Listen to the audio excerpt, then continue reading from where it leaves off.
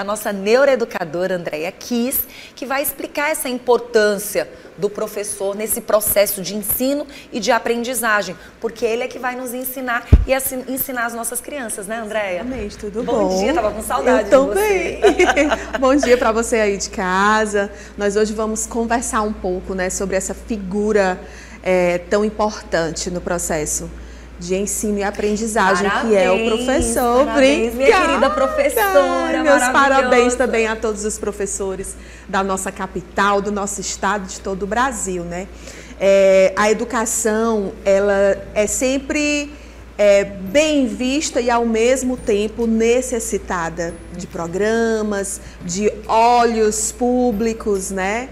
E porque é uma esfera que trata de desenvolvimento humano.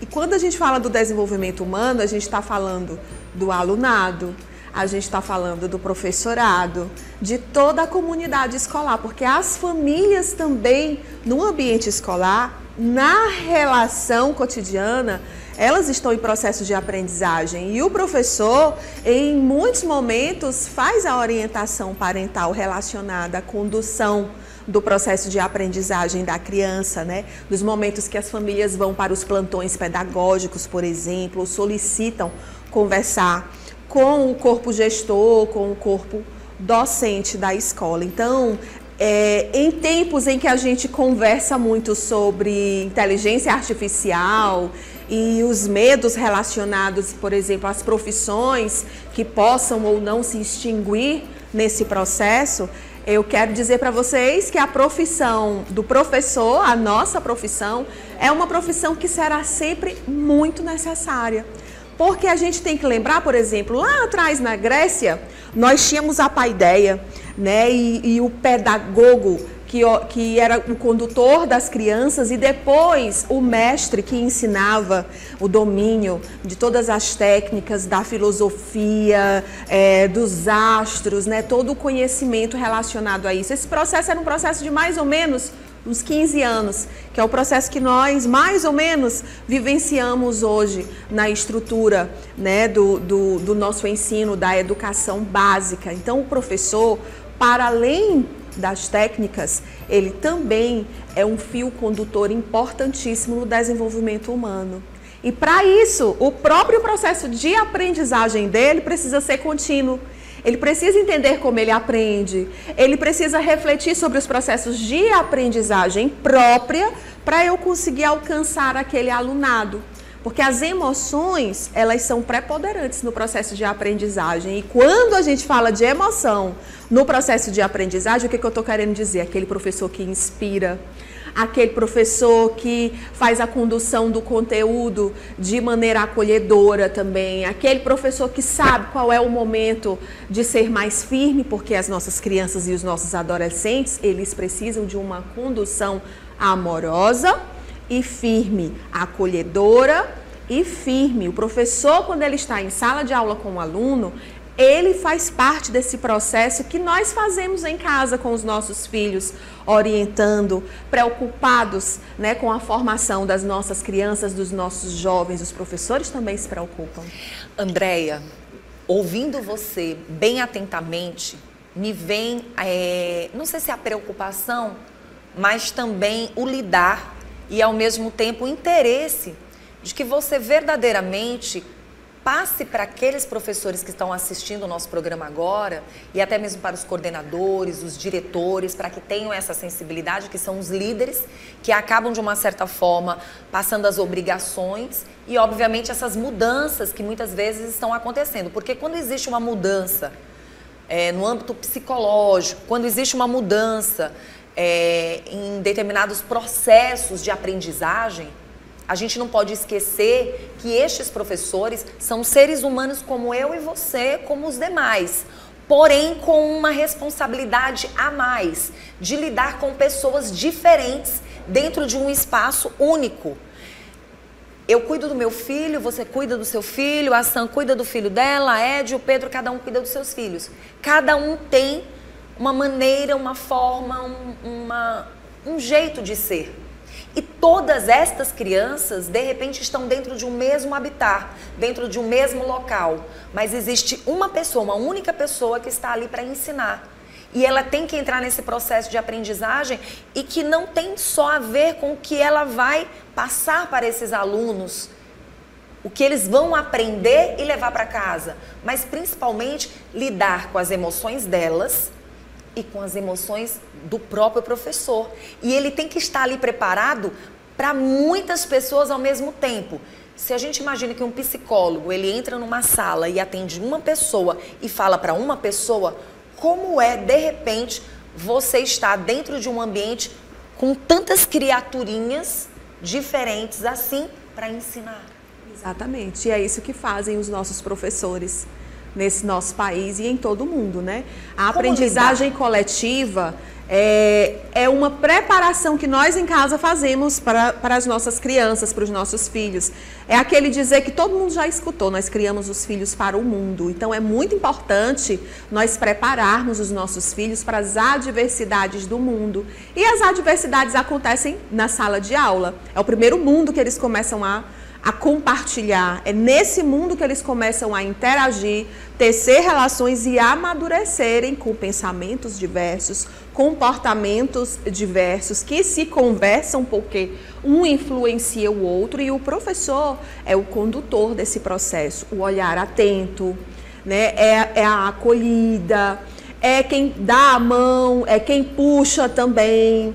Então, todo esse processo de ensino e aprendizagem ele é um processo muito complexo. E é por isso que nós temos hoje também um dado, né, bem triste, né? Os professores, eles estão deixando a sala de aula e as pessoas que estão fora da sala de aula vislumbrando uma profissão, não vislumbram a profissão docente, né? Um dado que até 2040 nós teremos aí um percentual bem menor de professores, o que nos preocupa muito, porque a inteligência artificial alguma vai conseguir tocar uma alma humana como um professor consegue tocar. Você tocou num assunto que a gente precisa relatar aqui dentro do programa, até como neuroeducadora, você acaba trabalhando os dois lados importantes e necessários dentro de uma sala de aula.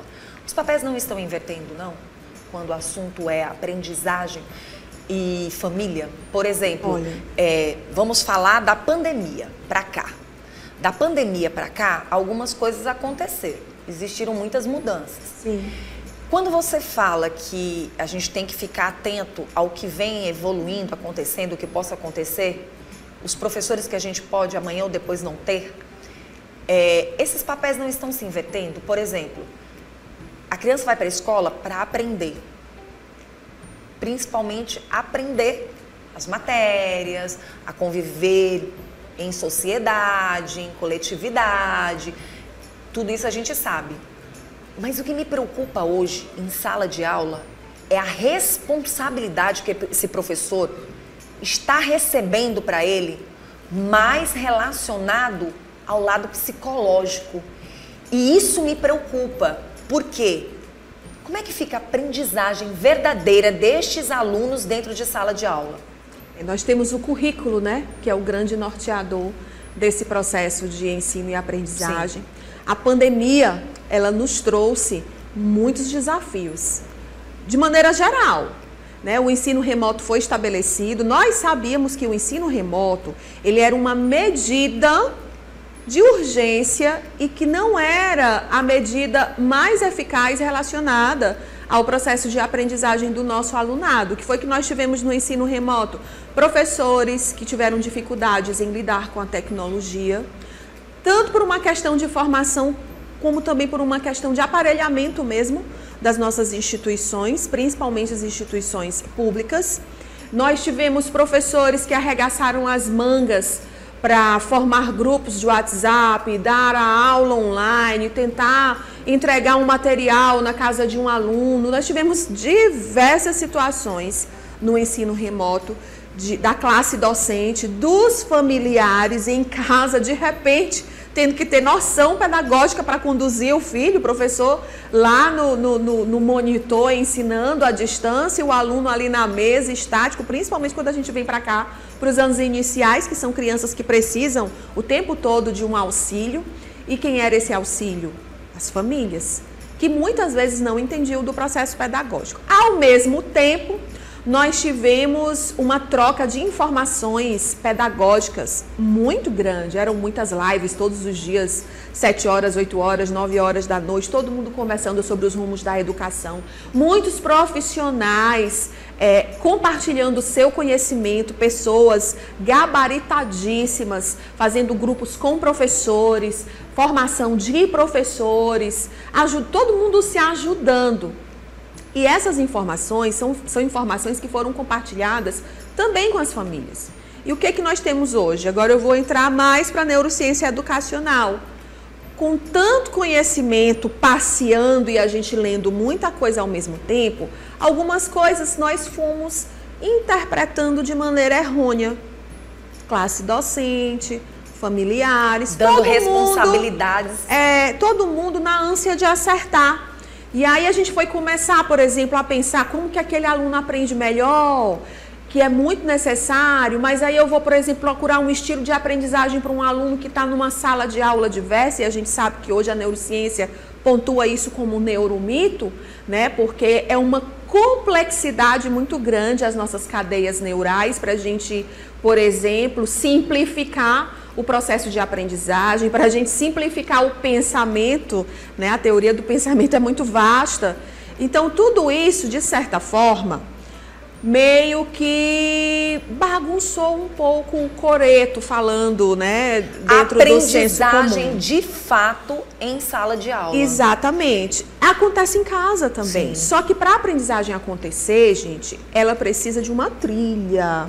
A aprendizagem é você modular, exercitar, e tudo isso precisa de uma condução técnica responsável.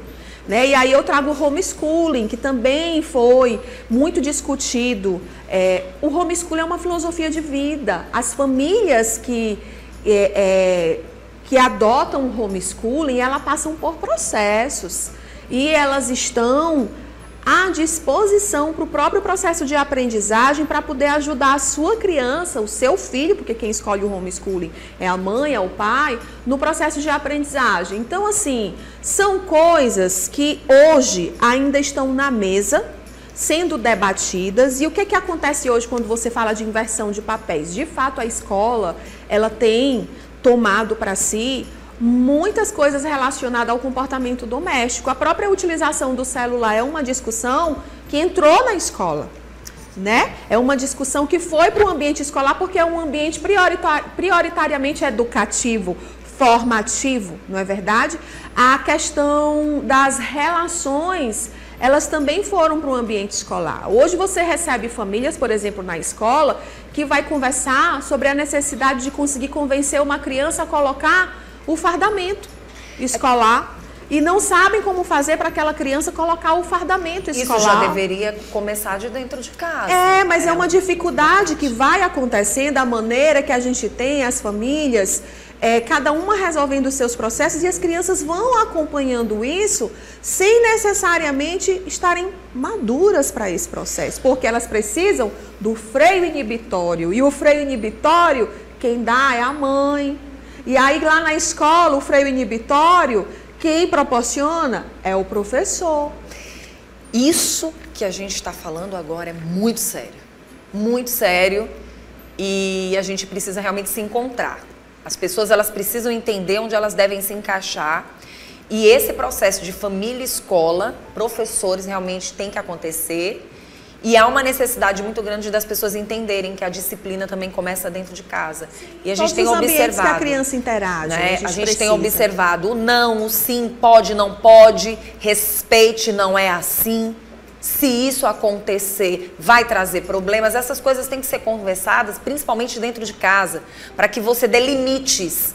Porque crianças que não têm limites, esses limites, eu sou uma pessoa que eu ouvia sempre: olha que o exemplo de casa vai parar na rua. O que você faz na sua casa, o que você fala na sua casa, uma hora você vai falar na rua, uma hora você vai praticar na rua, uma hora você vai estar levando para a rua. Sempre é claro que a gente percebe os exemplos. Aí a gente vai trazer aqui um ditado que a gente considera senso comum, e que a neurociência explica. São roteiros cognitivos que se formam. Se eu tenho um determinado comportamento, eu vou consolidando memória. Eu repito e consolido memória. Esse comportamento vai o quê? Automatizar. E é por isso que quando eu me espantar em outros ambientes, eu vou tecer aquele comportamento inadequado. Essa é a grande função nossa formativa, enquanto família, enquanto professores, qualquer responsável, eu sempre digo aqui, qualquer pessoa que está responsável pela condução da criança, que a gente sabe que hoje não é só mais o pai e a mãe, tem a tia, tem os avós que estão cada vez mais presentes no processo de educação das nossas crianças. Qualquer responsável envolvido no processo de educação, ele precisa refletir sobre esse processo. Hoje eu queria que você mandasse, para a gente encerrar esse bate-papo gostoso, uma mensagem para os professores que estão assistindo o nosso programa e justamente para que eles entrem mais profundamente nessa aprendizagem e que eles permaneçam sendo professores e se encontrando dentro dos ambientes. Primeiro, para mim é uma extrema honra fazer parte dessa classe. Eu sou professora, tive exemplos em casa, foi a profissão que eu escolhi para mim, é o que eu amo fazer, é o que brilha os meus olhos. Eu lembro demais que a minha mãe, por exemplo, ela perguntou muito: minha filha, por que você vai ser professora? Minha filha, você não vai ter tempo. Muito preocupada. Essa é a preocupação de toda a família com relação ao trabalho que o filho ou a filha vai escolher. E aí, em um determinado período, ela observando o meu fazer pedagógico, o meu fazer profissional, me pediu desculpas. Olha, minha filha, eu quero te pedir desculpas, porque a mamãe, ela não queria que você não seguisse essa profissão. Era uma preocupação muito grande minha em relação à sua qualidade de vida, mas eu percebo que você gosta tanto do que você faz, e é isso, a gente sabe que o professor que está na sala de aula é o professor que ama o que faz. Então, assim, para mim é uma extrema honra fazer parte dessa classe. Eu parabenizo todos os meus colegas professores, meus amigos professores. Vocês são parte indispensável dessa construção do vir a ser, da construção da nossa sociedade. Todos os profissionais de ponta, todos os profissionais que se dedicam, tiveram bons professores que os inspiraram e que os fizeram seguir em determinadas profissões. Então essa é a nossa função primordial, tocar a alma humana, aprender sobre os processos sempre, porque o professor ele é um eterno pesquisador e tem que gostar de gente. O professor Cortella, ele fala: professor é professor porque gosta de gente. Nossa, que coisa linda. Parabéns para você mais uma vez. Muito obrigada. Tá? Muito bom conversar com você, tanto da parte infantil até a fase adulta, que leva para as faculdades. Ela tá por toda a vida. É verdade. Muito obrigada. Um grande abraço. Lembrando que aprender sempre, e tem um Instagram que oferece todo esse aprendizado. Sim, a gente conversa, né, sobre... Eu trago algumas ideias, andreaquis.neuroedu. Me siga lá e conversa comigo, que eu gosto da interação. Muito bom, obrigada, tá?